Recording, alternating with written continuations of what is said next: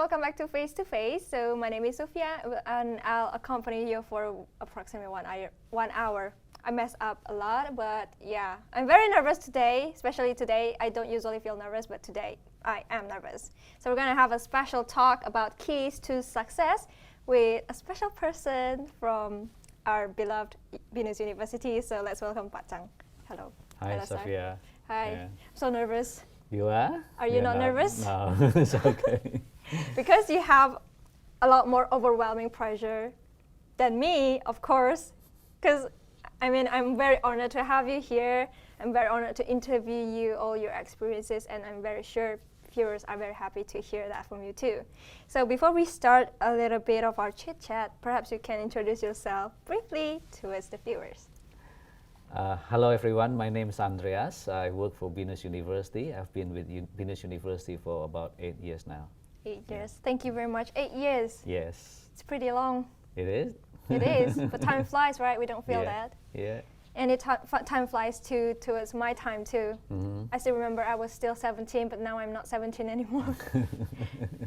Well, people, ladies, we love to say we're 17 all the time, even until we're old, right? Do you ask that to your wife? Not really. No. You should try, because she might say her age, or she might say I'm 17 always. So, yeah. All right. So Okay. how are you doing? Healthy? Great. Yeah. Okay. Yeah. Feeling better now after Feeling my better? surgery. Oh, last month. surgery. Mm-hmm. What kind of surgery did you have? It's gallbladder. I had the gallbladder stone. I see. Okay. I'm glad to see that you're healthy now. Yeah, getting better. Yes. I got a surgery too, like 2 years ago, but I'm fine right now. I'm really happy because I'm healthy now, and here I am meeting you right now. Yeah. Very happy. Yeah. So, what are your favorite songs, if I may know? Wow. Because I love old songs. You do? I do. Okay. I think one of them is Scarborough Fair. Scarborough Fair. I think I've heard of lovely, the tunes before. Yeah, it's a lovely song. I see. I do love like the old Chinese song, Yes. if you know. Yes. Deng Lijun. Yeah. I love her songs a lot. I mean, Okay. old songs have a special feel to it. Yes. They feel old, but they don't. I mean, the feelings of the songs, they're all still in there, and they still stay. Yeah. Unlike current pop songs, Yes. we yes. listen and we forget. Yes. But old songs are wonderful. Yes. Some songs just fade away very quickly. Some Yes. songs will last forever. Yeah. I believe Teresa Teng or Deng Lijun, Deng Lijun, her yes. songs Yeah.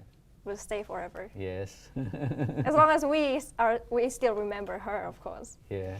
So, what is your most devastating moment in your life? No, this is important because we need to know. When I was young, I was a refugee. Back in 1965, I had to move to a smaller town from my kampung. So from the village called Teriak, I moved to Bengkayang. At the time, I was a refugee, so we barely had things to eat, to enjoy, etc. That was rough. That was very difficult. A lot of people died during the war. Yeah. They died because of the failed coup d'état in 1965. Yeah. Wow. It sounds really tough. It was very tough. It was, yes. And then I had to move to Singkawang to continue my study at the SD Bruder. That was also tough because a lot of the people there were rich and I was poor. I remember I don't have even good books, shoes, etc. Yeah, that was tough. Yes. It was tough. No wonder. I've been to Singapore several times. Really? And the last February, I went there with my mom Okay. to meet my family to celebrate Lunar New Year. Oh, really? And then I saw a lot of your faces there. What's going on? I was in a car. Yes. And then when I went past by a pamphlet and I saw your face, I was like, what is going on? Okay. I know you were trying to say Happy New Year to the people there, but what's going on? Yes, Singkawang is a very interesting town, I would say. It's kind of landlocked, so it doesn't have many opportunities for the people to grow. And a lot of the students there, basically, they would like to go on studying at the university, but they simply don't have the money to go. So the lack of education, the lack of opportunity, So people started to think that we might need a strong mayor to change the town, to change the future. Were you a mayor? No, no. So they proposed me to be one, and then I, they put up my faces and almost everywhere, right? So you became the representative then? Yes, yes. They long for someone who can take them out of poverty and motivate them. Yeah, motivate them to have a better life. Yes. I can see now Singkawang is a lot better than several years ago. I could see that the roads are all really nice, even better than Jakarta. It is very smooth, there's no bumps at all. I was enjoying my whole way to my grandpa's house, and then we were having a lot of fun, and I took my chance to ask about the history of Singkawang. And it was really, really, really fun. Yeah. So you grew up in Singkawang? Yes, so I started my primary school in a small town called Bengkayang. Then I moved to Singkawang. Yeah. Then from Singkawang, I finished my high school. Yeah. And then continued my study at Sanata Dharma University in Yogyakarta. Yogyakarta, Yes. that's really far away. It is. My mom, if I remember correctly, my mom was from Singkawang too. She was born there, and she came to Jakarta at the age of 13 something. Yeah. And then she came all the way, and then finally she ended up with her husband, my dad now, in Kepulauan Riau. Okay. And I can really proudly say my dad is the best man on earth. Okay, I would say that. And when I asked my mom, where can I find someone like that? My mom laughed at me, and my mom said, nah, it's very easy. But she didn't tell me how. Okay. So this time during the holiday, I will go home and I will ask her clearly, thoroughly about that. Okay. Talking about Singkawang, what is your favorite food there? We have a lot of food. Yeah. One of them is, of course, they call it nasi sayur, yeah. So it's kind of rice mixed with vegetables, okay, and kway teow, of course. Of course, that's one of our favorite right now. Yes.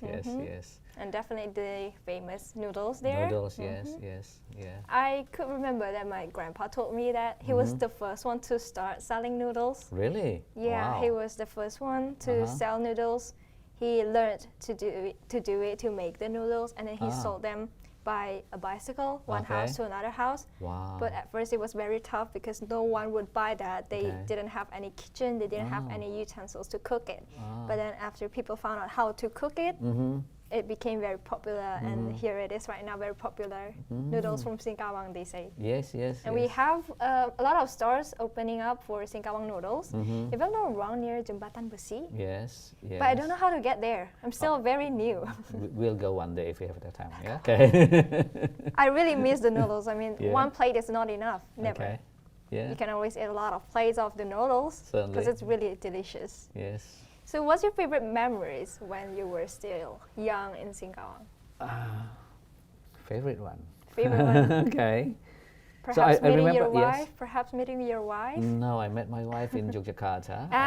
She was a schoolmate, yeah. So she went to the same university with me. Lovely. In Singkawang, I think I remember best my time when we were studying at the secondary school and also at the high school. Yeah. What happened? Well, we played a lot. We have our groups hanging around, talking, studying together, eating together. So that was very nice, especially when you have friends. You have close friends. Yeah, close friends to share with. So if we form kind of brotherhood called the All Bersaudara, we call it All Bers. There are about 6 or 7 of us, and we got together very often. We went from places to places. We slept together. all those things. So and doing all the naughty things, And not really naughty. Not really. Well, we don't know about the standards back then, right? Okay. As I remember, a lot of old movies talking about brotherhood. Exactly. But where is sisterhood? Yeah. Okay. Why was I not born a boy? Yeah. Okay. But I'm very grateful that I'm born a woman, though. Yeah, you don't. I love my dad. Yes. All right, we're going to get into our proper talk about key to success after a short break. So stay tuned at Face to Face.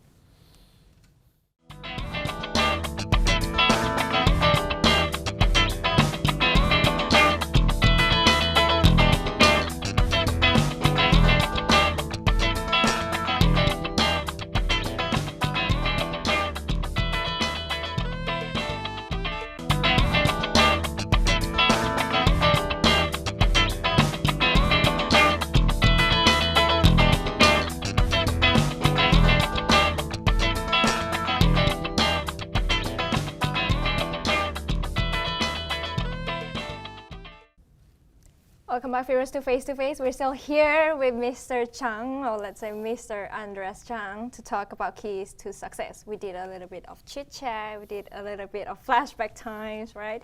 So we're going to get into the theme, key to success. So before that, I would like to ask you, what is your definition of success?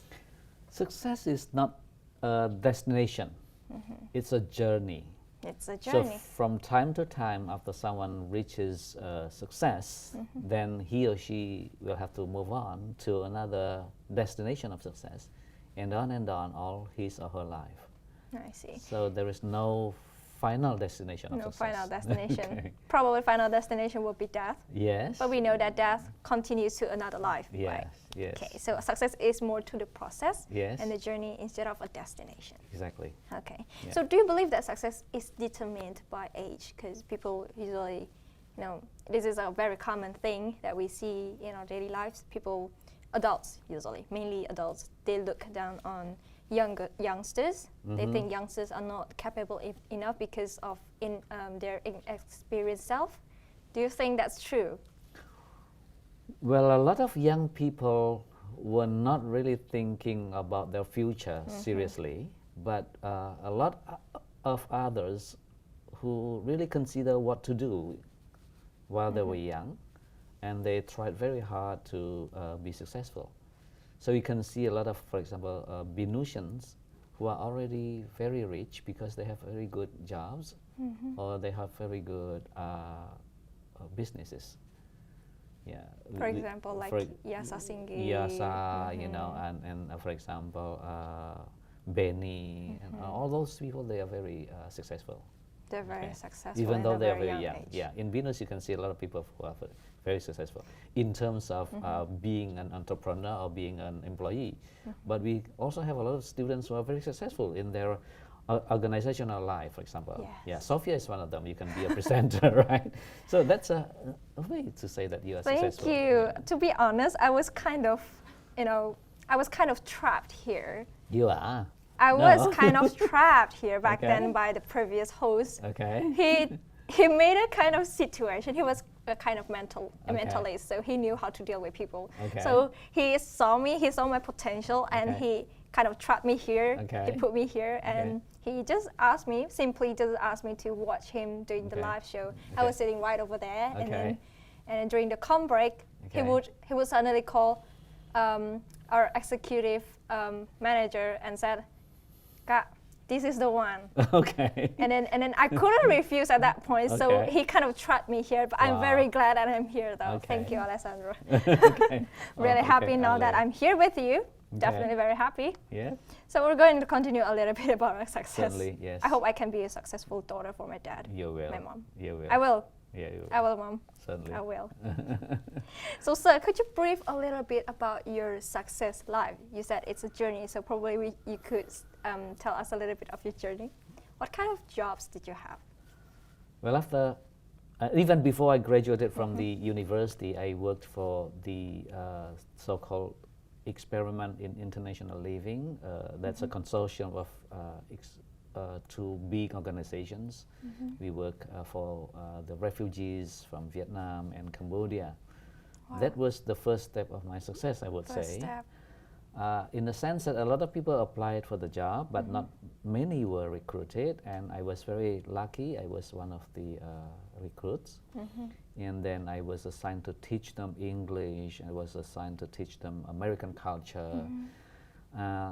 I got good salary, good life, and then I went back to continue my study. After I finished my study, I started my business and teaching, having my own private tuition center, and on and on. So if you think about those things, you cannot compare your success with other people's successes. Yes. It will never be balanced. For one person, a success can mean that if you have your own, let's say, your shop or your restaurant. But for other people, if they achieve their dreams, for example, if they graduate from the university with Flying scores. flying colors and Flying colors. yeah, and I then messed up. of course, yeah, It's okay. It's let's say with a 4.0 GPA, for example. That's a success, right? Yeah. But after that, he or she will have to move on to create another success. To create another success. Yeah. I don't know what about now. I mean, I really want to have full marks for GPA, but there's always an obstacle that I can't overcome. Well, obstacles are meant to make us stronger. If we have never had any obstacles in our life, life would be boring. Yeah, right? life will be boring. We'll be a weak person. You know, we cannot overcome problems. Pressure. Yeah, pressures. So God, in fact, prepares us in such a way that we become stronger and stronger by giving us obstacles and problems. Yes. Yeah. So, what lessons have you learned from your journey? You helped the refugees, and then you taught them how to speak English and all the other lessons, and then you opened your tuition. So what are the lessons that you have learned from your journey so far? Well, if you have the passion to do things, if you love doing what you do, then that's one of the keys to success. But you know, you cannot lie to yourself. You know, when you can spend a lot of time for something, that means that you have the passion for that. You can never get bored with doing that thing. That's your passion. So you have to find out what your passion is actually.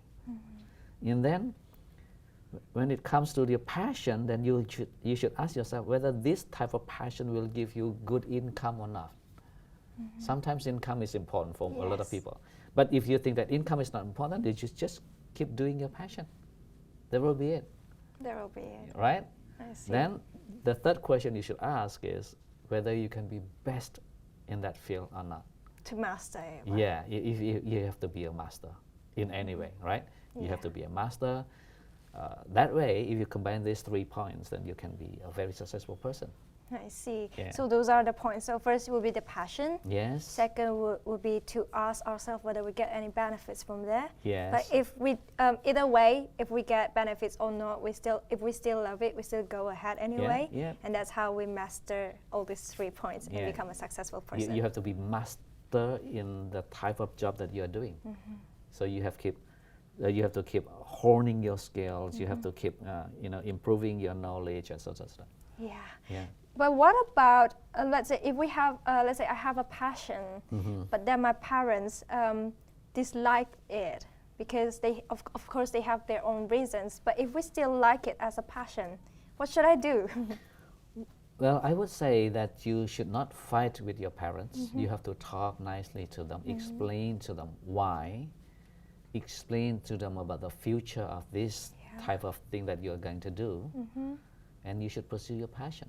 Let's say we have many types of parents, of course. Yes. We have the strict type, we have the obstinate type. What about the obstinate type? Even if I explain it to them, they would not consider it or they would not compromise. What should I do in that kind of case? Because we have a lot of cases of that in youngsters. Yeah, sometimes time will decide. Time will decide. So if you cannot get an answer from your parents now, it will take some time for you to get them. It will take some time for you to get the answers. I remember one of my brothers, who is now a priest, when he wanted to become a priest, a Catholic priest, all of my parents said no. They simply said no. All of my siblings, my great-grandparents, they said no, all right? But he kept praying and praying. He kept asking other people to pray, and finally now he's a priest. So it all takes time, it all takes process. The answer may not be there directly. Yeah. But if we love it, if we have the passion for it, we just stay with it. You have to be persistent, right? I see. So that's what it takes for a dream, right? We have to be very persistent, not losing passion. Yes. So talking about not losing passion, how to keep ourselves motivated? So what are the motivations that you usually tell yourself to keep yourself going? Well, you have to learn from a lot of other people who are very passionate in their job, even though the job can be really boring, for us. If you look at the job, how can this person does this kind of job, It's so boring, right? Yeah. But he or she loves that job very much. So you should keep learning from other people. But secondly, you should also seek for justification of why Justification. do I do this kind of thing? For example, me now being a lecturer, why do I choose to become a lecturer and not a business person, for example? Well, by being a lecturer, then you justify that. You say you enrich young people's mind. You give them a lot of knowledge. And you train them with skills, so they become successful. And when they are successful, your life is also enriched, and the whole nation becomes better. I see. Right? So that's the main role of lecturer. Lecturers are all very amazing, in my opinion. I still think about that now that I've heard a lot from you. Yeah. We're going to continue a lot more about success and a lot more about motivations after a short comeback. So stay tuned at Face to Face.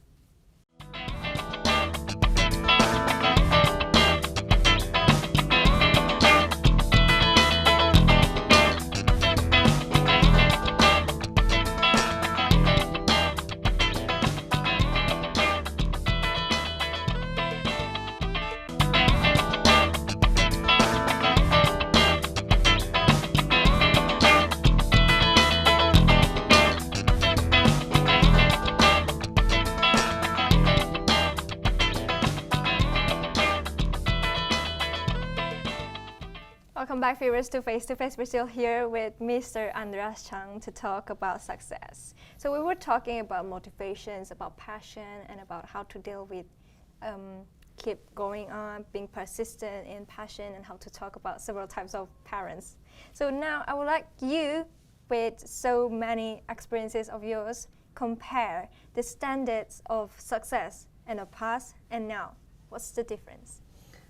Well, when I looked at my grandparents, to them, the meaning of success is when they have a lot of Children. children is one of the things, but a lot of businesses, right? For example, my grandparents have had this shop, and then also plantation and other businesses. That is success at the time. And if you compare it now, that is also one type of success, but people have changed. Some people seek for personal satisfaction as well. So probably they'll be choosing one type of business that gives them the best profits, for example, or that gives them the best satisfaction. So that can be another type of success. And you can, I can also find a lot of my friends, for example, they become professors. Either in Japan or in the UK, for example. They become very successful in that, but they may not be very, very rich in terms of having a lot of money, right?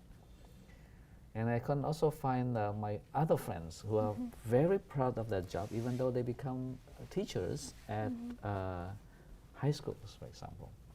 So they are very proud of themselves, and they are satisfied. So it is always very risky for us to compare our success or our standards of success with other people's standards of success. To some people, they will consider themselves very successful if they become a conglomerate, or they become a minister, or they become a top ranking politician. But to other people, those things are not very interesting. By becoming a priest, for example, a very successful priest, one of my friends, for example, becomes a priest, and then now he lives very simply.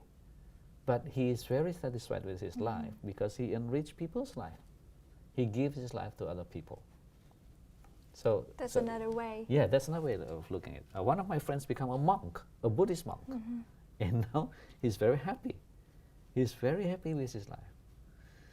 So you can see it either, some people will look for material way of judging their success, but other people will look at the spiritual side. So it's either a materialistic one, or it's more to the, let's say, spiritual one, more to ourselves instead of to the materials that we get. Yeah. I see. Yes. I believe I'm to this self-satisfactory side instead of earning income. To me, income is, I don't know, income is kind of trivial, but not exactly trivial. We need money in our lives. Yeah. But money does not control our life. We control them. Yeah. That's what I believe. But some economic parents, they do think that money is very important, that you have to keep it. You don't have to spend it to stuff that you don't even like or stuff that you don't need. But we have a lot of types of lives, right? We have three needs. First will be the primary one, and then we have the secondary, and then we have the extras one. Yeah. Yeah. And I believe those three are part of our lives. Yeah. Let's say we buy a big packet of tissue paper, for example. We don't use it directly, but we need it definitely, right? Yeah. And I believe that money is for us to use. And yeah, we should save up. I hope my mom doesn't get mad at me for saying this. Well, everyone needs money to a certain extent, right? Yes. We need money to survive in this modern society, right? So we have to have a minimum requirement. But when we have lots and lots of money, it doesn't guarantee that we are happy. Yeah. And everyone seeks happiness, seeks satisfaction, right? So if you're happy doing something, even though it doesn't give you a lot of money, that should be it, right? Yeah. But if people keep looking for a lot of money, making a lot of money, but at the end of the day they lose their happiness, they lose their health, it doesn't mean anything. Doesn't mean anything. Right? I would definitely not be able to sleep if I keep pursuing for money. Yeah, yeah, I mean, with my current pressure, I'm not really good with pressure. yeah, So I can't even sleep for like several days yeah. because due to pressure, so many things to deal, so many things to think. Even if I'm thinking about something happy, yeah. it keeps me awake. I don't know why. I've been thinking about my dad for several Okay, days. This is okay. embarrassing, but I can probably say that I've been thinking about my dad. I've been thinking about my parents. I've been thinking about what I would do when I return back to my hometown, Okay.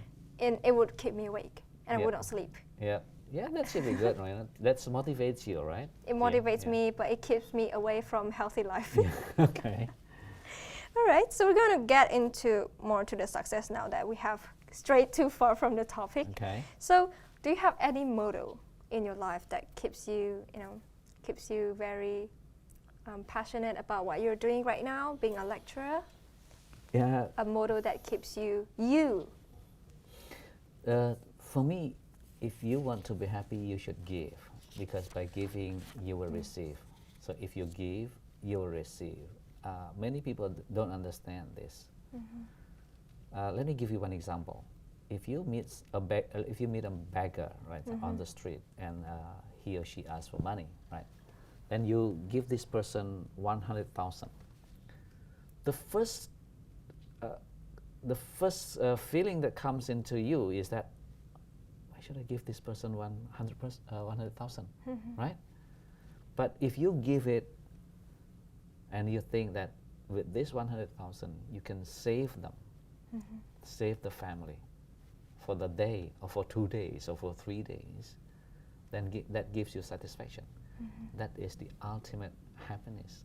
So if you give, then you will receive. What do you receive? You receive happiness. Right? Similarly, when you become a lecturer, you give yourself, you give all the things that you know, your knowledge, your experience and everything, right? So that the students can be enriched. Then you feel happy because they become someone. From a nobody, they become a somebody in the future. Yeah. I see. I mean, I'm kind of speechless because I've never thought so far about giving money to beggar. I usually look at their conditions when they come by when I was eating, or whenever I'm eating, and then they would always come by to ask for a sum of money. I would look at them. I would see if they are in a good health, if they're in a good position to work. If they work, they will earn. And usually those with health, I usually when they look say healthy, sorry. yeah, yep. I would say sorry, but if I look at a child, I really want to give a sum of money to him or to her. Back several days, I really regret this recently. It was a rainy day. I had my jacket on and my umbrella. I was walking home to my boarding house, and I saw a child. He worked gathering all the garbage and all the rubbish, and he didn't have any shelter, he didn't have any umbrella or jacket, so he was just dragging all the stuffs behind him, walking under the rain. And I thought I wanted to give the jacket to him, but then I remembered the jacket was given by my mom. I really regret that. I hesitate whenever I think about helping someone. I usually I always tell myself, don't hesitate to help, don't hesitate to help, but I always hesitate. Why is that? Why do you think that happens to me? Why? And then afterwards I would feel regret. Why? Why didn't I give it to him? Why didn't I give it to them? Yep. And then I thought about another way. The fastest way or the most effective way is not helping them now with what I have, but to gather up every skills that I have, and to create something better for them. For example, like our governor, Ho, he built all the houses for them, apartments for them, and that's exactly what I've been thinking to do in the future when I get the skills, when I get the capabilities. So which way is the proper way, do you think? Should I help them now or should I help them in the future? It depends on the situation, of course, but it is always wise if you give a man knowledge and skills so that they can be independent in the future, right?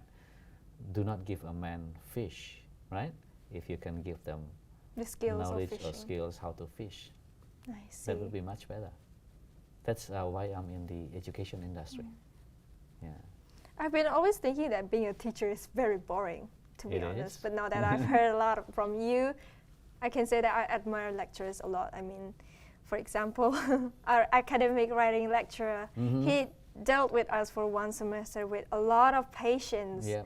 I could say honestly, my classmates, including myself, my class, were kind of bored with his class. And then we even thought of using our 3 chances to skip the class. Wow. Even we thought about that. I thought about that, but in the end I didn't do that because when I saw how many assignments that we have collected to him, submitted to him, and he had to check them one by one, and all the writings, all the broken grammars. I got myself very frustrated when I was given the task to check my classmates' tasks. Because I'm inexperienced, I don't have any experience in lecturing, so I obviously don't know how to deal with my emotions back then. And then when I saw their broken grammars, I was shaking my head. I was like, why must I do this? And then I thought about being a lecturer. He had it worse than me, and he loved what he was doing. And then I thought, I didn't want to disappoint him, so I kept attending the class. I kept trying to pay attention to his class, and I got quite a lot of skills right now. And I'm really happy now we have a lot of great lecturers in Venus University. So we're going to talk a lot more about academic, non-academic stuff that defines our possible success and possible future for college students after a short break. So stay tuned at Face to Face.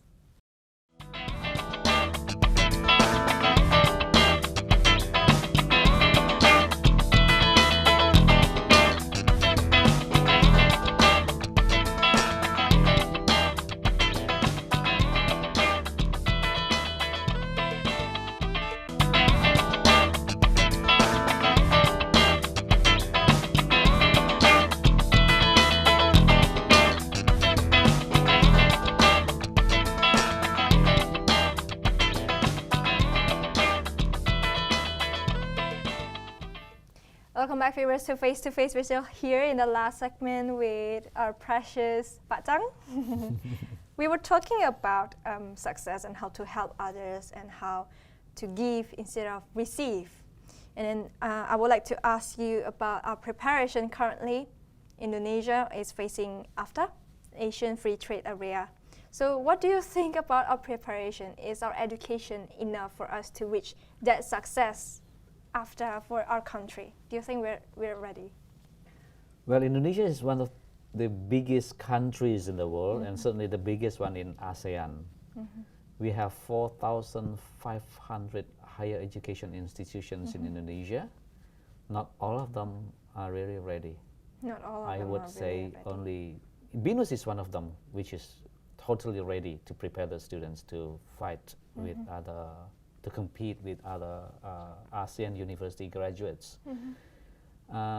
one of the key success factor in competing with these other graduates Would it is be language? language is one of them. Language is one of Yeah, them. language is one of them.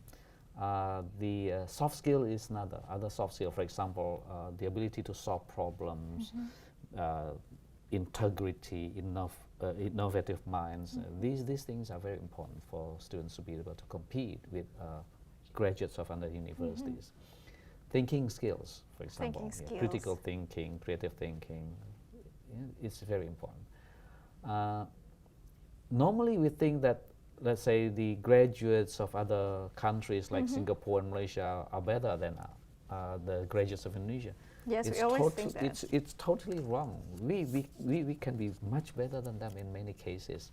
We have a lot of graduates of Indonesia University who work in Singapore, in Malaysia, in Australia, in the UK, in the US, in Japan, etc. Why? Simply because they are good. They are better than the local people, right?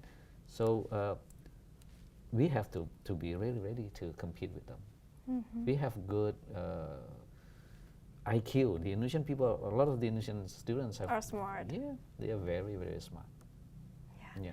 So talking about skills that you just mentioned just now, what are the skills that we really need now to prepare an Asian skill of success now? First of all, we have to have our so-called global mindset. It's a Global skill. mindset.